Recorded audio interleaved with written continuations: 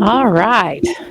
Hello, everybody. This is Dr. Sonia McGowan with Covenant Pediatric Wellness Center, and I am so excited because I am here with Jamie Filley for part two. So we met, gosh, this is March, so I guess it was January, right, Jamie, that you were Yeah, here yeah, and we were talking about your whole journey with Beau. yes. And so we got to talking and we ran out of time, and you have so much to say, and people had so many questions and that we just weren't able to get to. So we just thought it would be great to do a part two. So this time we have more time, and we're just going to jump into it. So first of all, for the people who are watching, we will do our best to answer questions when it makes sense. So definitely drop any comments or questions into the comment box, and we will do our best to answer anything that you have in terms of questions. Um, and so, yeah, here we go. Let's just jump in. So, Jamie, kind of Okay. give us a little recap of what we covered back in January. Tell us about your family and Beau, and just sort of what we covered when we were together before.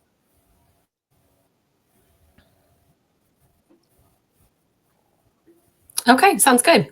Well, what we talked about last time was I introduced myself. My name's Jamie, obviously. I have Beau, who is getting ready to turn 6, and he has an autism diagnosis and co occurring conditions along with that. I also have another daughter. I'm a homeschool mom to her, and me and my husband have been married for about 10 years. And I live here in Mid Missouri. We started working with you 3 years ago now. It was when he was turning 3. And what we talked about was just kind of the things leading up to his diagnosis and his issues, um, and the vaccine injury that he had. We also talked a lot about the different testing that we've done at Covenant, and I emphasized it's so important to test blood work and stool analysis, urine analysis, and we talked a little bit about the results we've seen from that. And we also talked about towards the end, I kind of got into, but wait, there's more. Um, with mold toxicity and mycotoxins and things like that. So I'd like to get into a little bit more of that today because, like you said, there's just not enough time in the world. And last time we ran out, but that's kind of what we talked about last time. Yeah. If you're watching today and you didn't watch the last live, So I can't believe he was 3 when we started I with know. each other. Yes. And you were hesitant, weren't you, to kind of get started with all of this and to bring him in and all of that. So you were hesitant and Mhm. you waited a little while. Tell us a little bit about that. I did. I kind of referenced this in the first live too of I got to work right away with like the biomedical approach as soon as I realized what was going on. He was about 15 months old. And but we did something called the Nemechek protocol, which was very important in Beau's healing journey. Can't stress that enough. However, there's different things I disagree with the founder of that protocol, that doctor, on. He's very dogmatic, and that like this is the only way to go and don't do anything else while you're doing this or it'll mess everything up. And we had seen such progress with that protocol that I was like, okay, it's like don't touch anything, don't move kind of thing.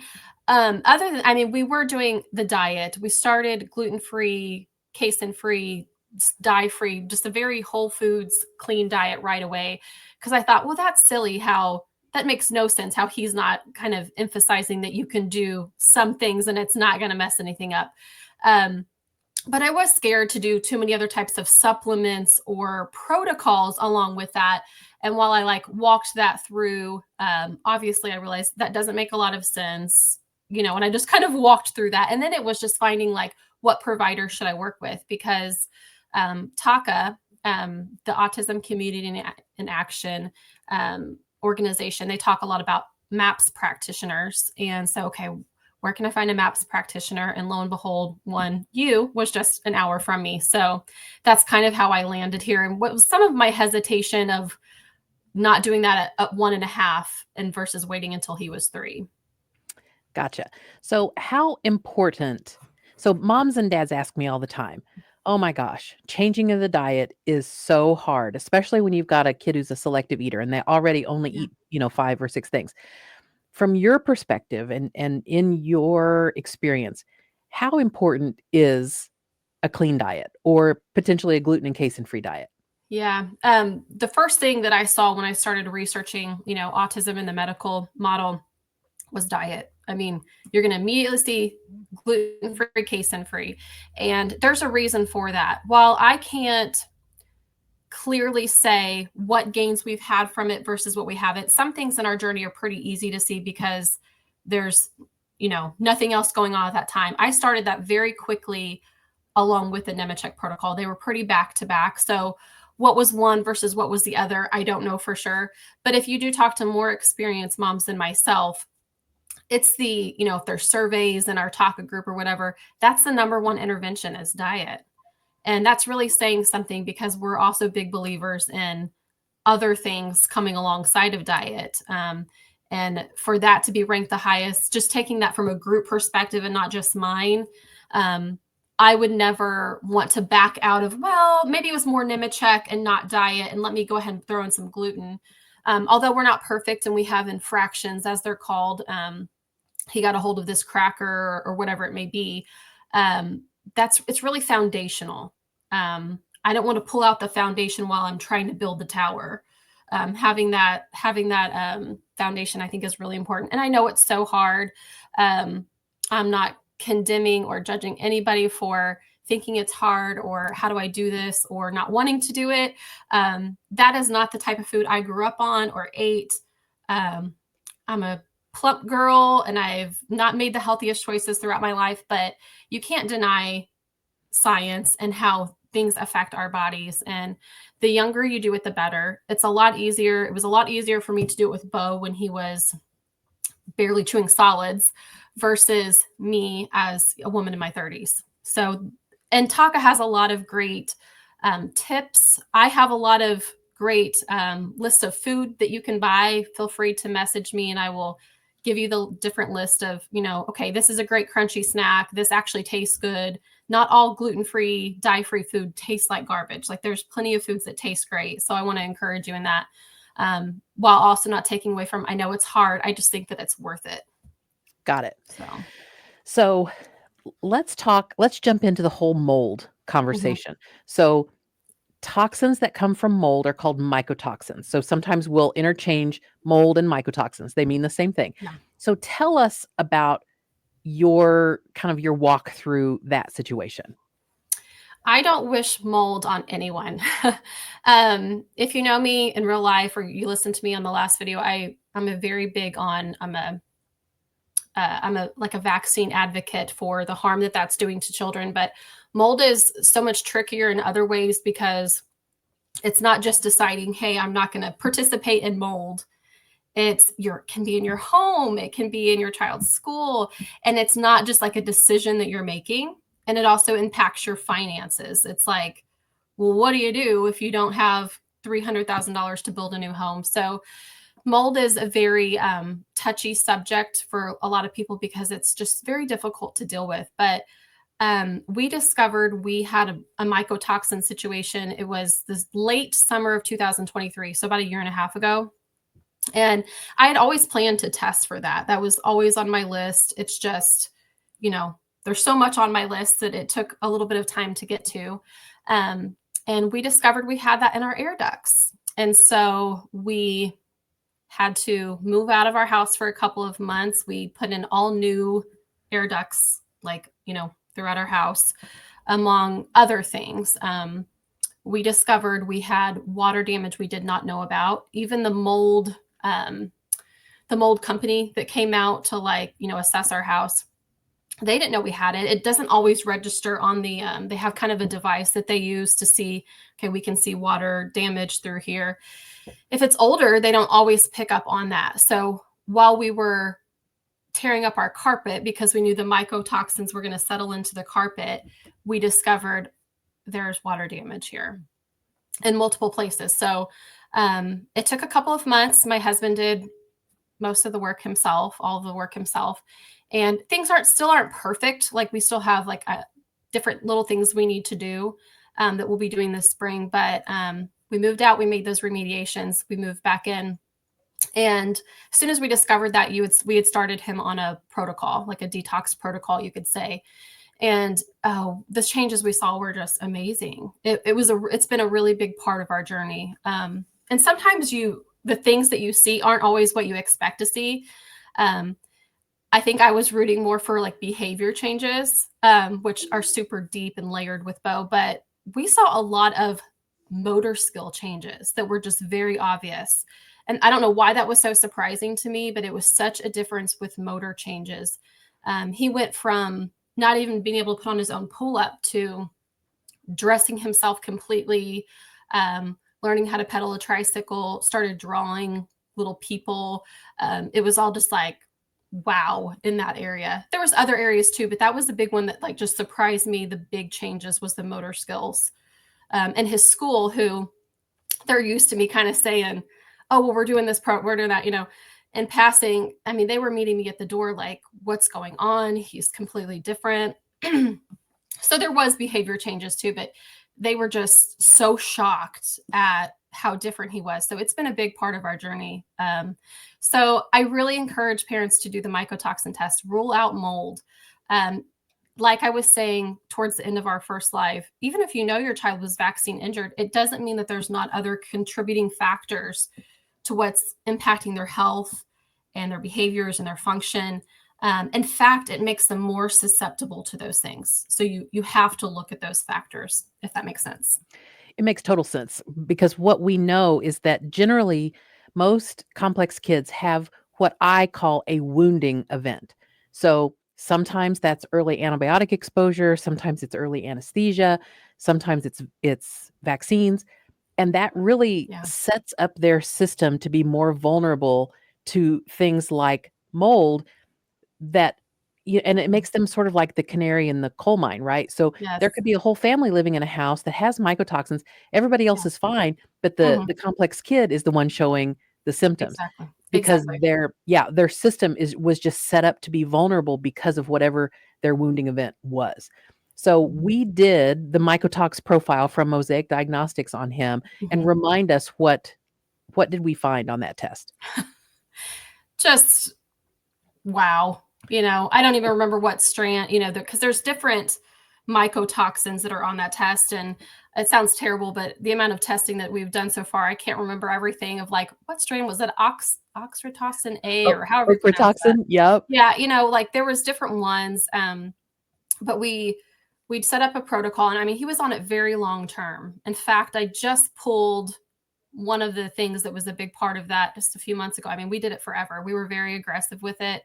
And of course, all the other building blocks that we had set up got like you had got us to that point to where he was treatable. So it's not like, well, we shouldn't have done diet first. We shouldn't have done this and this and this first. All of that was helping him to be able to detox and to really combat that. And like you said, you know, m- my husband was fine. I was fine. My daughter was fine. Of course, after you find out, we each have our own little issue or maybe medium sized issue, or even maybe a little bit big that we're like, is that from mycotoxins? You don't know. Yeah. But I have a pretty good idea that we each have a little bit that is probably due to that. It just doesn't affect us in the same way it affects Beau. And it's all about total toxic load theory. Yeah. So um, I think Patricia Lemur was the first person that coined that term, either total load theory or total toxic load theory. So imagine a bridge, and each bridge has a certain weight limit before it's going to collapse, right? And maybe Beau's weight limit is just less than somebody else's son. But we each have a weight limit.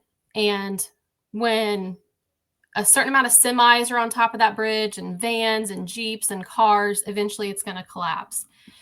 And as big of an advocate as I am, I believe that vaccinations are semis on those bridges. We also have to look at the Jeeps and the cars and the regular size trucks. Like we have to look at all those things, and mold is such a big one. And I tend to find there's three groups. There's the people that have done the mycotoxin testing, and they've figured out they were combating mold. There's people that have not tested and they know they need to do it and they're kind of scared to do it. And then there's the people that have ruled it out. They've done it, they've ruled it out. But I honestly find that third group is pretty small. Usually you fall into the camp of you've done the testing and you've discovered you do have a mycotoxin situation, or you're just scared to do it. And I understand that fear, but it's really important to do it because you're going to need to know that information. There's no really like moving forward if that's going to keep constantly holding you back. For example, um, all the work we had done, although it had helped Beau so much, he was still having like such absorption issues, if you remember. So he couldn't absorb, he could only absorb a certain amount of the, things we were giving him, the supplements and such, because of that. And then once we really treated the mold, he was able to have such better absorption. Um, Yes, because one of the things mycotoxins does to you physiologically is it disrupts your digestive system. mhm, So, it changes your brain, it changes your digestion, it increases your total toxin load. yeah. And so, I generally tell parents when they're on the fence about this, they'll say, I don't think we have mold. I don't really know. I say exactly what you said, that Mhm. if it's there and we don't know it, it's always gonna be a roadblock. So, Yeah. if at all possible, let's test it, let's rule it in, rule it out.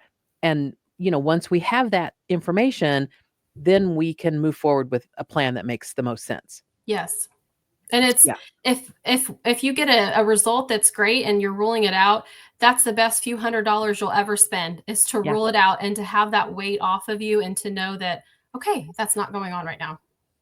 So talk about kind of let's vaccines. It's a Mhm. hot topic, right? You're very vocal about it. Yeah. In my life, my personal life and my professional life, I've been vocal about it too. So Mhm. how does that all weave together from your perspective? Yeah, great question.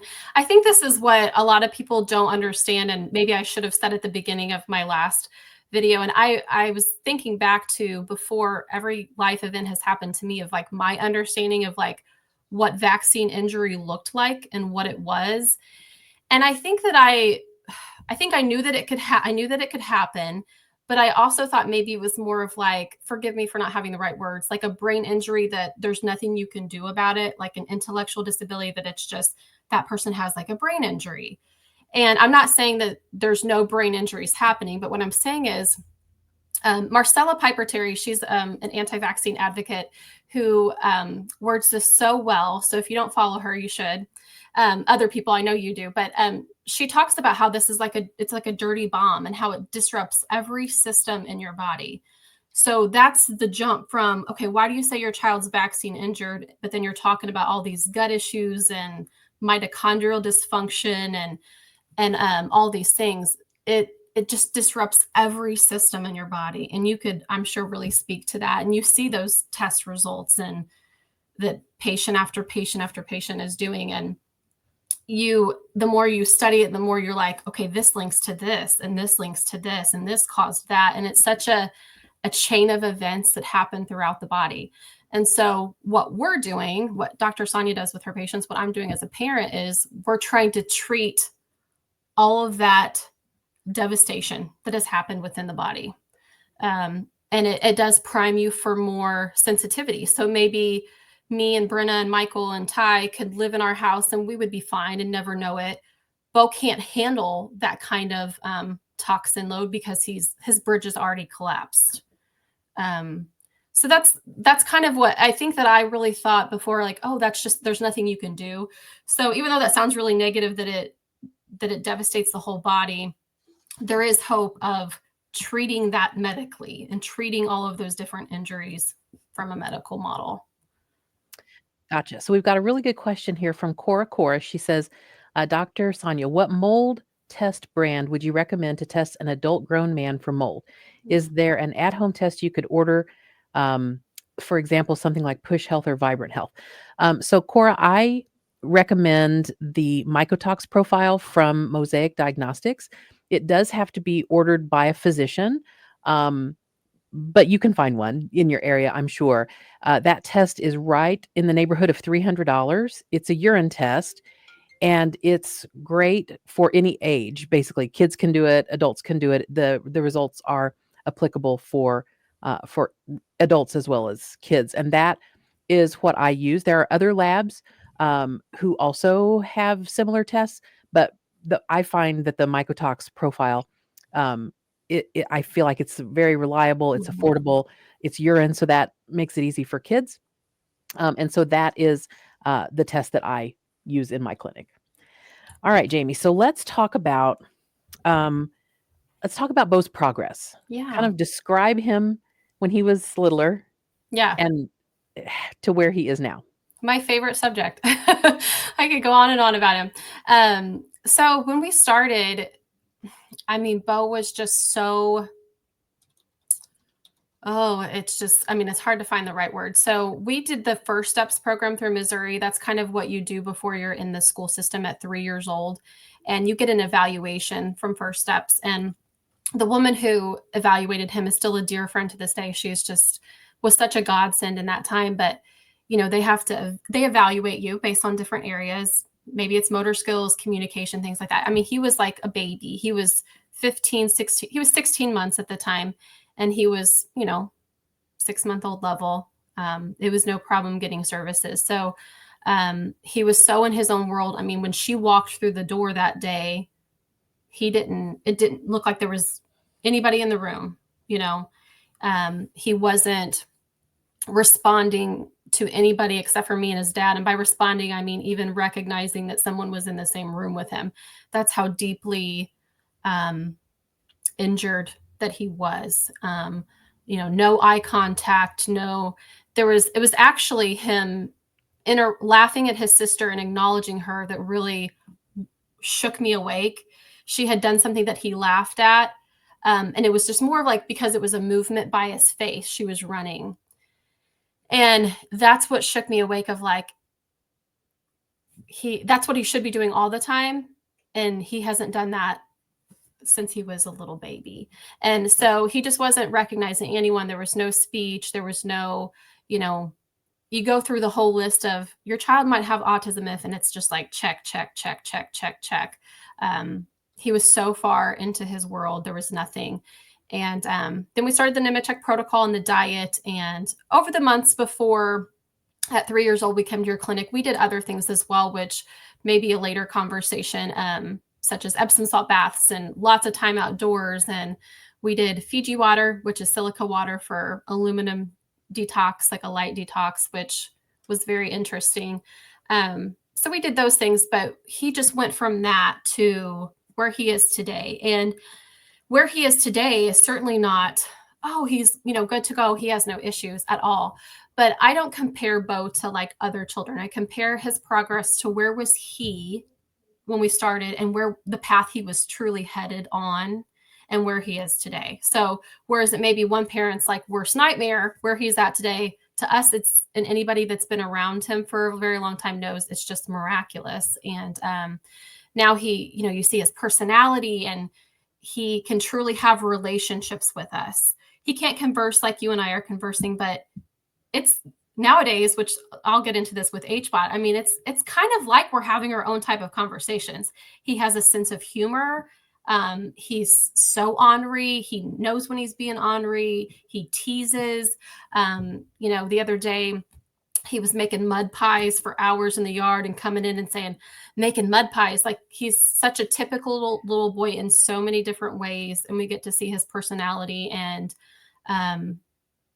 not to mention like his motor skills and just different things that are coming along. He's writing his name and I could just probably do a whole PowerPoint presentation on like all the things he's doing now. And yes, we have a long way to go and a lot of issues, but it's like I said, I don't compare him to other children. I'm comparing to what path was Beau headed down without medical intervention.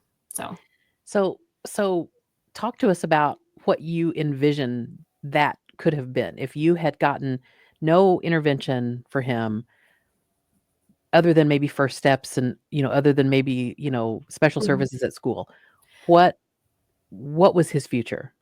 Well, I want to say this delicately, and um, I hope nobody will misinterpret what I'm saying, but very ironically, you might say ironically, I think that it was just um, God ordained, you could say.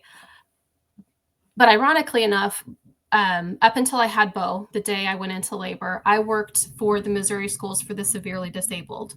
So I was not a teacher, I was in administration, I was the secretary. And so Missouri has schools that are for children with severe disabilities that maybe their school can't meet their needs. And so they come to our schools, or was our school, I still say our. And that would have been like the path Beau was headed down. And those children were precious to me and are precious to me. And again, I hope nobody is misinterpreting what I'm saying, but he was definitely, I had the moment where I realized I worked there and now my son's going to be a student there. And now that's no longer his path. And it's fine if it is someone's path and some of the most amazing teachers and people you work with there. But now he's able to, that's not the best fit for him. And I'm not sure if that makes any sense. And It it does. would take probably a lot of time to get out the words to kind of describe how I feel like I knew exactly where he was headed and kind of just like a God moment that I've seen the change and okay, this is where he's now headed. So one of my favorite stories about Beau's progress is when he came home and he was pretend playing, which was a new and great skill for him, and he was pretending about Miss Jackie and me. Tell Yeah. that story. That was so cute. He was with my mom. My mom was babysitting him, and we had kind of recently, I mean, it had been a minute, but it kind of recently we had blood work here. And he got out this doctor's kit that him and my little girl have. And he got it out and he was playing with my mom and he was, putting the thing up to her ear and her knee. And he was saying different things like, it's okay, just take deep breaths and jabbering about Miss Jackie and Dr. Sonia. And yeah, it was the cutest. My mom was like so excited to tell me. And it was such a cute moment. Yeah. Well, it's so sweet to know that he knows us, Hmm. right? And I think except for the blood draw moments, I think he loves us. Yeah. But, when I met him, he was completely nonverbal and he had no real play skills. Like he had Yeah. some stereotypic kinds of, you know, different sorts of play skills, but Yeah. to do a role play like that Hmm. and to use words to describe what he's playing, I mean, that is such a huge developmental leap. It's almost indescribable what that It means. it is. Yeah, he plays with toys completely typically. I'm not saying like if he has peers around or like Brenna that he's gonna completely like not scream at her that he wants the block to himself, but he plays with toys typically. And now for the last couple of months, like when he wakes up, play toys. Like, can I go do that? Yeah, you can go play with toys. And he he's had this imagination burst, which I'll get into a little bit with the H-bot, especially, but um, he just, yeah, he plays with toys typically. Where he was before, there was one toy that was, it was like a fishing pole thing. Walmart has it, and it's supposed to be a bath toy, and it's this magnetic thing that clicks, and that's all he would sit there and do, before. And so, yeah, to see him now, I'm making mud pies, I'm flying a kite, I'm riding a bike, I'm playing with my cars and trucks. It's pretty cool. Yeah. So, you've mentioned HBOT a couple of times. So jump in and tell everybody about your experience with HBOT at our clinic. And the reason I'm probably bringing that up so much is because we just finished last week a 40-hour round on Wednesday, actually. So I had told in the first live, I think that I would update on this one, kind of how that went, because prior to now, we had already done 2 rounds. We did one when he was 3.5 and one when he was 4.5. And it was life changing. And I'm so glad that you recommended for me to do that. And then we just finished last week a 40-hour round. And I said I would talk about the gains with that. This time, what we saw is in the speech and communication area and the imagination and like pretend play and kind of abstract play. And so I kind of touched on this already with the speech. He's not conversational yet the way me and you are, but now I have so much more hope for conversations because he's gone from, he was already verbal, largely in part due to HBOT in the past, but now with this round, he's doing so many like questions, like he wants to know what are we doing later? Where's this thing at? And just, I don't know. There's more, I'm having more back and forth interactions with him versus it's not just cookies, where I know he wants a cookie. We're kind of going back and forth. And I feel like in our own way, we are having little conversations. And so we've seen a huge burst in that. And then the other one we kind of touched on was this pretend play and imagination. It's really weird. It's so cool because the last time we did HBOT, it was a year and a half ago. And that was like, we started to see at the end of that just a tiny bit of imagination. The first we had saw, the example I had given in my write up for that before was he had found a stick that was curved and he came up to me and he said, elephant, elephant. And I knew that that meant he was thinking of like the elephant's trunk. And so that was like mind blowing and exciting. And it's like he picked up where he left off with that game. And now some things he's done, this is cool. So if you know the Disney movie Cars, where like CARS Cars, there's books, there's movies, you know how Disney does different things. He's obsessed with cars right now.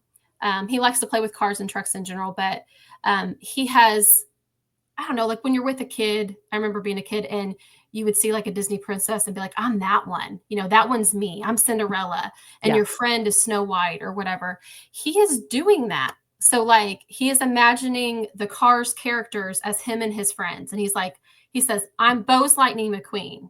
And you know, this friend, I won't name him by name, is this one. And this friend is this one. And he's doing that. And then he does the same thing with our family. It's funny. In our family, dad gets to be the main character. Dad's Lightning McQueen. And he's just like the blue car in our family. And then Ty, his brother, is Mater. And mommy's the girl car. And grandma's the yellow car. And he's doing this kind of abstract, like imagination that's hard to describe until you're like, wait, typical like children do that. Like this is a big leap. He's doing that. He has magnetiles and he's been making all since HBOT. He's been making, he'll make a car wash and he'll take his cars through them. Or he'll tell Wow. me he's building a store shop, which is a grocery store. And he goes and he gets his pretend food and puts it in his store shop. So yeah, those, we've seen those two big gains. And most parents report most of their changes actually happen within the 2 to 3 weeks following HBOT, kind of when the body's more at rest. And so we don't even know that we've seen everything that we're going to see because we're only 5 days post. So pretty cool. So, for people who've never seen an HBOT chamber or been Mhm. inside one, talk about what the experience is. What does it look like? How do you get in? How does it Yeah. feel when it pressurizes? Tell everybody about that. Yeah. Um, it's funny. Beau calls it our fort. So like just this morning, he's like, go to our fort. And I'm like, no, we're all done with our fort. Like he's still like, are we going? We call it our fort. Some kids, like depending on their level, they might call it a spaceship. You might just come up with your own name for it, but Beau calls it our fort. Um, and it's kind of, I mean, you can go on Covenant's like website and see it, but you get in, it's super roomy. And Beau's always stuffing pillows and stuff in there. It's super roomy. You can lay down. And at first, you know, your ears are more sensitive. I don't fly a lot, but I imagine it's like, you know, how your ears pressurize with flying. But if you go to my Facebook page, I give I have a post where there's tips for this is what I would do if you're going to do it. Beau and I chew gum. I hold my nose and blow out to get my ears to pop. He will like imitate it, but he doesn't know to like blow out. So it's just more like, you know, he's sitting there doing that. But I give him like a salty like snack, like potato chips or something that makes him thirsty. That way he'll drink and it kind of swallowing helps pop your ears. So there's different tricks and stuff that you can do. But after your first few times, your ears get so much more used to it. It's just like the first few times, like I'll get butterflies, like, oh, are our ears going to pop or not? But after the first few times, your body really adjusts. Um, and yeah, for those kids that don't quite understand that concept like I do with blowing out, there's different ways like swallowing to help them adjust. But Beau will watch videos or read his books or play with his cars in there. There's plenty of room. Um, Sometimes I laugh / get on to him because I'll be like laying down, you know, trying to relax. And he's got all this room in the world, yet he's deciding to lay on top of me. I'm like, you have this whole room here, like scoot down. Um, I take the most amazing naps in there. I don't know what it is. And I need to research it further of like, why do some people feel so like energized? I understand that because your body, like you're creating more mitochondria, but also for some, it is such a rest and relaxation thing to where they're getting the best sleep. And that's me. So I was like napping in there every day. And then I would go home and I would sleep at night. And it was the deepest sleep I had gotten in years. So I don't know. I'm like, does that say, is that something bad about me? Is my mitochondria so dysfunctioned that, that I needed that? But that's kind of what, and the time flies. I read or I sleep in there. Beau plays. I do let him watch videos. I'm not typically a like just let him have a tablet all day type of person. But while we're in there, like, sure, like it's definitely worth it. And he will watch videos or he'll read with me and we talk and he plays his cars. He has a favorite toy that's in the lobby that he'll get and he'll bring in there every time. So So how long do you stay in each time? 2 hours. So you can do less. I'm an hour away, so we're gonna, of course, do two. I wouldn't recommend if it was me doing less than an hour and a half, other than like your first time. I remember the first time we did the hour. You want to see how you're gonna do. But pretty quickly after that, we went to 2 hours. I wouldn't do less than an hour and a half to get kind of the most out of the session, and you don't want to go over two.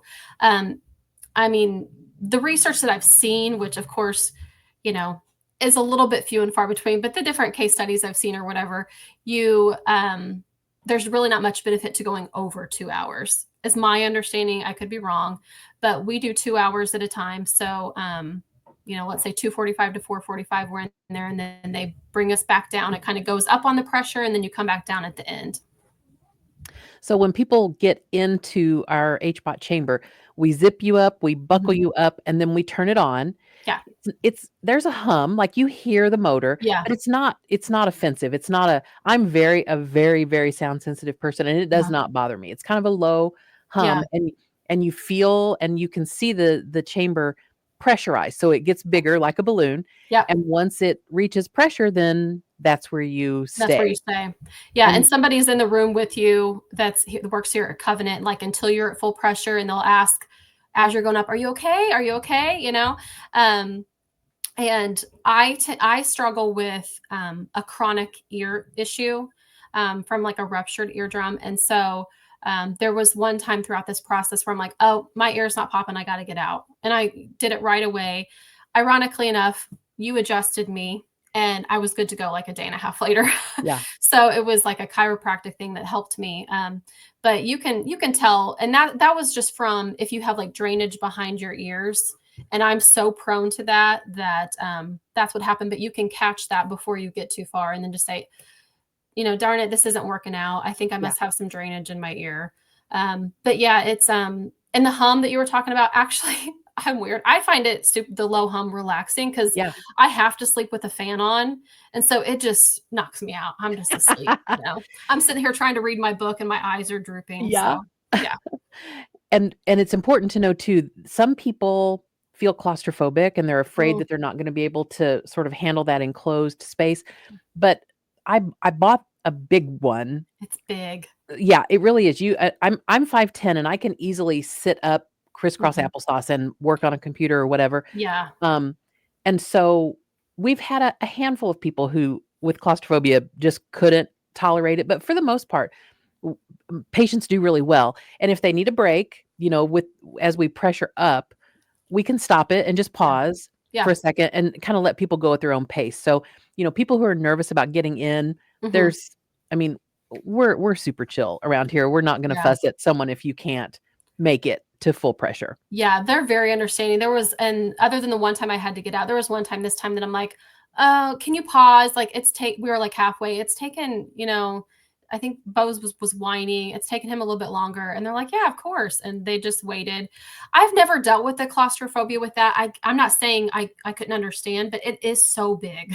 Yeah, Like it it's really really is. roomy. And it just expands. And so there are different sizes of chambers. There's stand-up chambers that are a little bit smaller and you just kind of sit. But this one is really roomy and it Yeah. gets roomier, of course, as it Yeah. expands. Yeah. So sometimes my husband and I like to live on the edge and we'll have a date night on the weekend. We'll come to the clinic and we'll both get in the chamber Yeah. and do a session. He sits on one end and I sit the other and our feet meet in the middle and we have plenty of room. So, That's my kind of um, date night. I like that. right. And so we always let parents come in with kids. Like that's the Mhm. reason I bought a big one because Yeah. some of our kids are little and they can't be in by themselves. So HBOT has been a big deal for your family. It was, and like I said, if you haven't heard me talk about it in the past, go back on my Facebook page and look, and I kind of detailed this is what we saw from our first round of 40 hours, that's really how we got speech. I mean, Beau started saying his ABCs and counting, and I'm like, what's happening? And it was more than just speech from his first time. Things like his chronic cradle cap that he'd had since like birth, it disappeared because it can help so many issues, skin, whatever. But I have a whole list of from our first time, from our second time, and then like I said, kind of detailed today what we've seen so far from our third. But it's been a game changer. I wish more families could try it. Yeah. Yeah, Awesome. wish more families did. So let's talk about the medical model, the whole I need to just accept my child the way they are. That there's a little controversy there. Talk about Yeah. that. Yeah, I feel very passionately on this topic. There, for some reason, is this thought that it's a competing idea that of like accepting your child and pursuing the medical model for autism, that those are competing ideas. And I don't understand that, and I vehemently disagree. And I'll explain why. Um, I love Beau and I love his personality. And I don't understand why it's not accepting him for who he is to pursue medical care. You would not say that to a parent that if their kid like had a broken leg and they went and got a cast. You wouldn't say that if they had diabetes and they needed insulin. You wouldn't say that if they had cancer and they were, trying to defeat the cancer. You don't say that about anything else. But for some reason with autism, it's like you don't accept them for who they are. And I don't think that that's loving Beau for me to say, "Oh, great. You can't get that thought out of your mind because you're obsessing over it, or you're head banging, or you're biting yourself. I'm going to celebrate that. That's awesome." Like that would make me a horrible parent. Like I think I don't understand how that is not accepting him for who he is. In fact, I've been able to see his personality more the better he feels. I now am clued into his personality of how, he would be the class clown when he's not dealing with his issues, how he teases, how he loves to be tickled. Um, I get to see his personality shine brighter when he's feeling better. It's not taking away from who he is. And it just comes down to I don't believe autism is who Beau is. It's something he has. And I put myself in his shoes. If I developed any kind of disability, if I went blind tomorrow, or if I became paralyzed tomorrow, I wouldn't say that's who I am. I would say that's something that happened to my body. And that's not who I am. It's something that I have. And so I don't think that it's a competing idea to love and accept your child and to pursue, sometimes things happen in our bodies and it makes these things happen. Same thing with depression. You wouldn't say depression is who someone is, but different environmental factors can contribute to someone feeling depressed. And we wouldn't clap and applaud, "Oh, I'm so glad you're depressed. That's awesome." We would want to give them medical care. So if we truly love our kids, we should be treating them just as you and I should be treated. And I just don't believe that those are competing ideas. And I take offense when somebody says, "Well, you don't accept your child for who they are." It's not a personality trait. This isn't like, I want Beau to be the star of the basketball team and instead he wants to play violin, or I want him to be outgoing and instead he's kind of introverted and quiet. It's not a personality trait. I want Beau to be who he is, but part of that is him feeling as good as that he can feel.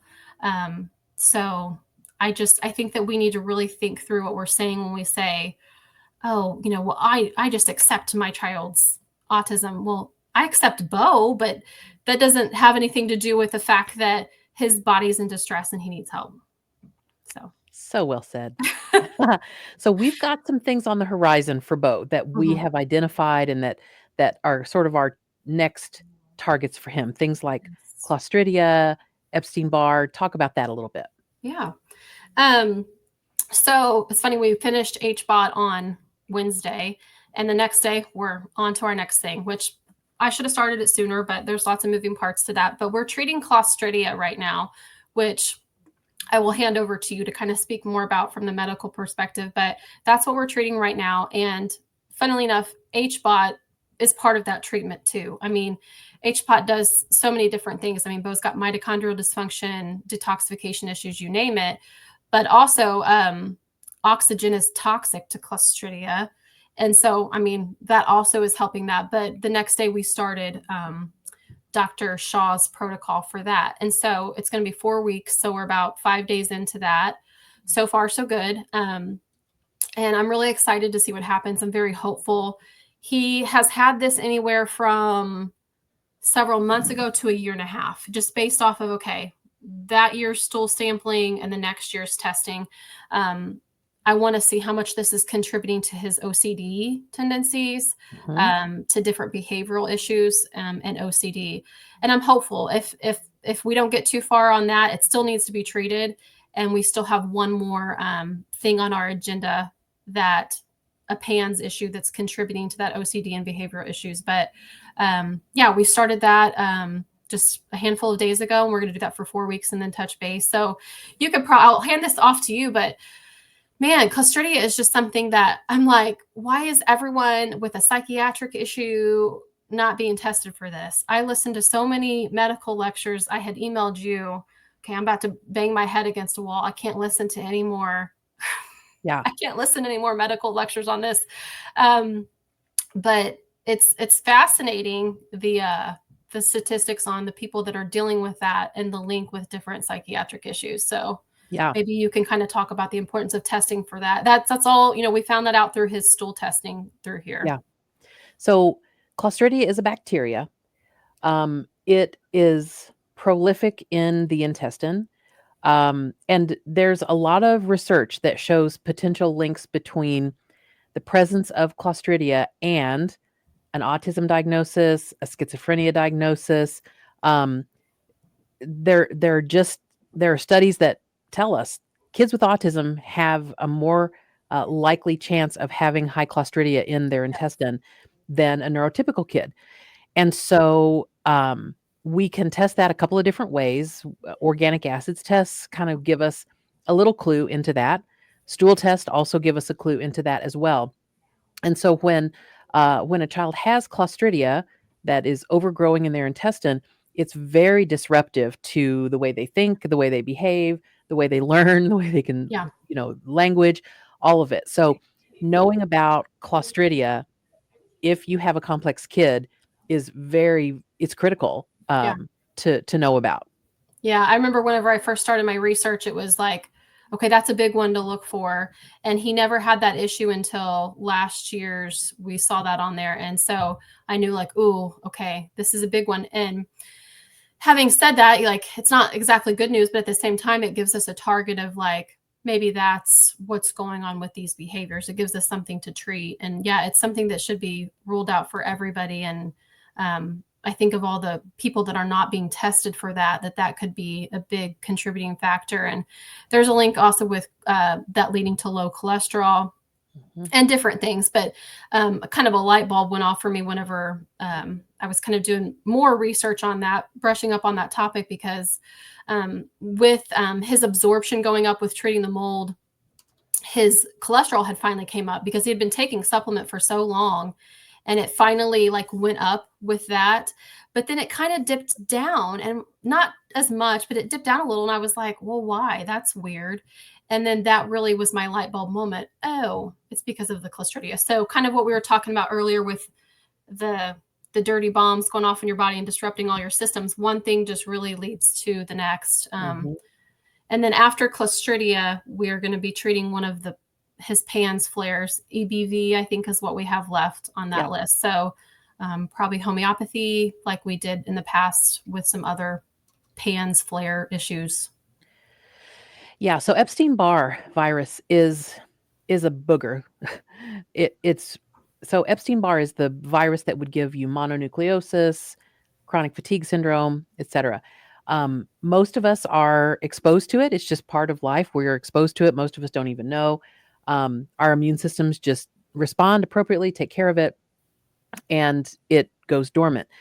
But what we're really finding in complex kids is that Epstein-Barr is just this burr under the saddle, right? So it will create PANS, the Mhm. pediatric acute onset neuropsychiatric syndrome, um, when the levels are high enough, we've seen Epstein-Barr trigger atypical seizures in PANS.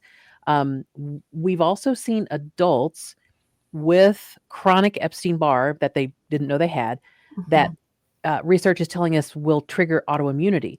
So we see people with RA and lupus and any number of autoimmune conditions, and the trigger is Epstein-Barr. Yeah. So, it's just so common now that on my standard blood work panel, I add Epstein-Barr, Mhm. because it's a really big deal.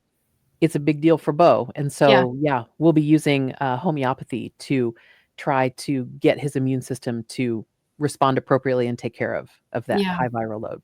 And Beau is, we haven't talked about it too much on this live, but Beau is like a PANS pandas kid. So we've treated the pandas, which is strep specific for him in the past, and mold, obviously mold like induced PANS and other things like that. So he's lots of the immune system dysfunctions from the vaccine injury that kind of have that chain effect of all of these things, and we have to constantly watch for. That's why we have to keep on top of blood work, and I should probably do it more often than I do to see, okay, what was he not able to clear like a typical person would clear. Yeah. Yeah. All right. Before we open it up for questions, any final thoughts? Is there anything we didn't cover about that sweet kid of yours? A couple of thoughts. I'm long-winded, I know. We kind of talked a little bit about how I feel. These are not competing ideas for accepting your child and for your child receiving medical treatment. I do want to make sure that I am very clear, because there's a lot of misconception with what am I trying to do here. I'm trying for Beau to have the happiest, healthiest, most functionally independent life that he can have. But I'm also, um, I don't think that I can heal Beau. So a lot of people think like, well, what are you trying to do? Like you're in denial. You think that you can heal Beau. Well, I don't think I can do anything. I think that I'm completely surrendered to God's will for Beau's life, whether whatever end of the spectrum or not on the spectrum he's on, I'm completely surrendered to God's will for Beau's life. But um, God gives us our brains for a reason, just like I wouldn't jump into oncoming traffic and say, well, it's God's decision when I die, so I might as well do that.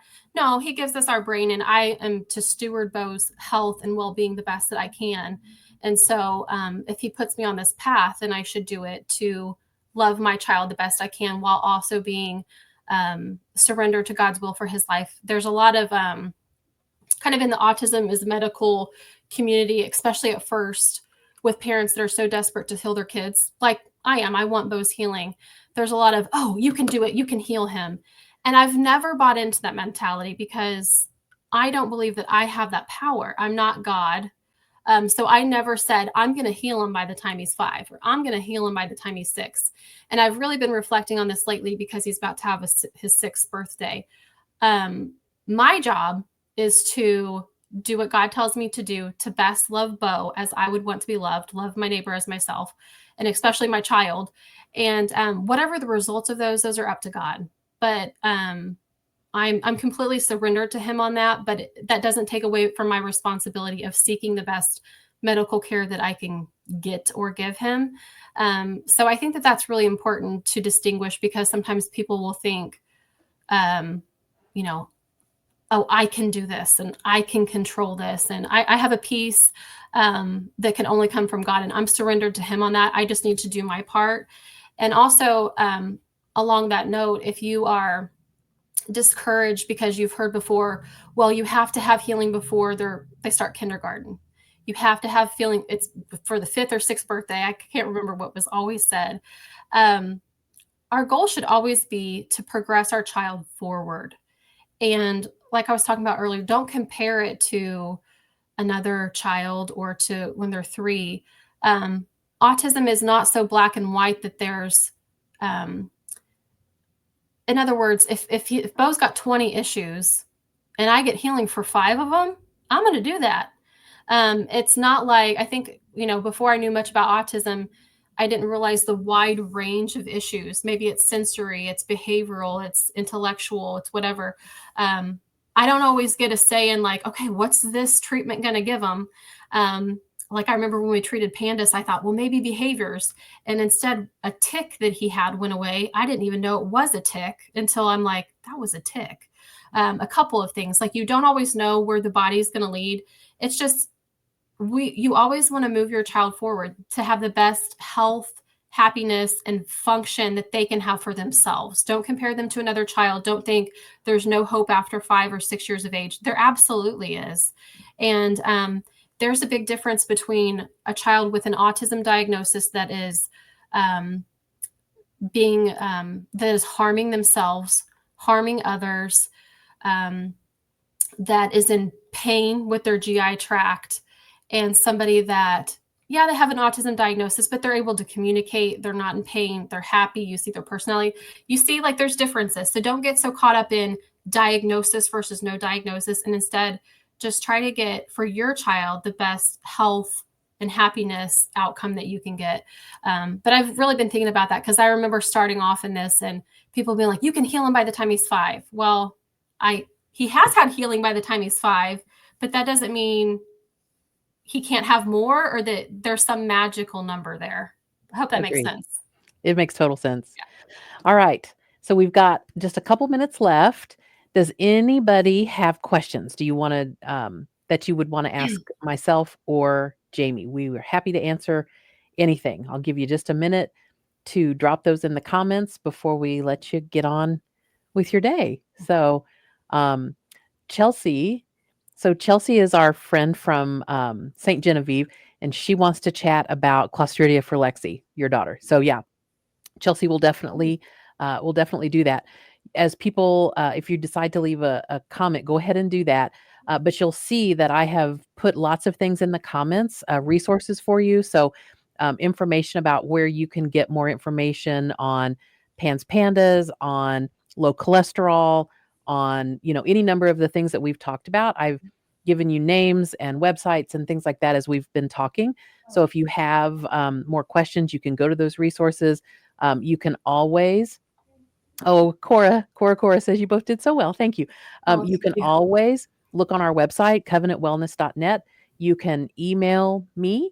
Um, if you have any questions at all, I try to be very diligent about getting back with people. And so we are going to be doing covenant. No, sorry, I was typing covenant and I said covenant. We're going to be doing Facebook Lives with a series of parents. So next month on April 7th, I'm going to be talking to another fantastic mom named Casey Kuster. She's going to be talking about her situation and kind of her journey through an autism diagnosis as well. And then we're going to come together in May, and it's going to be myself plus Jamie and Casey and Brittany, who I visited with last month. We're going to do a roundtable where we're all together on this platform, and we're going to be talking about issues, answering questions, things like that. So definitely watch social media for more details on that. And so, Jamie, thank you. I knew this would be Thank you. fantastic. You're so well spoken. You're such a great mom.